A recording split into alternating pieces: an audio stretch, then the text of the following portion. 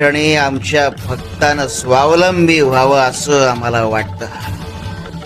कारण आमच्या भक्ताचं स्वावलंबी होणं म्हणजे आमच्या कृपेची सुरुवात.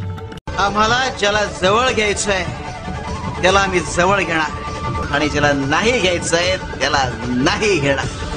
अरे ईश्वराला ना कसला दोष ना सोयर ना सुता. भक्तीनं जवळ येणारा प्रत्येक जण आम्हाला प्रिय आहे. कळलं सुंदरे? अशा कळ्या खुडणं हा निसर्गाचा अपमान आहे. त्याच्या नियोजनात केलेली अक्षम्य गडबड आहे. निरागसतेकडून प्रगल्भतेकडे आणि प्रगल्भतेकडून सार्थकतेकडे.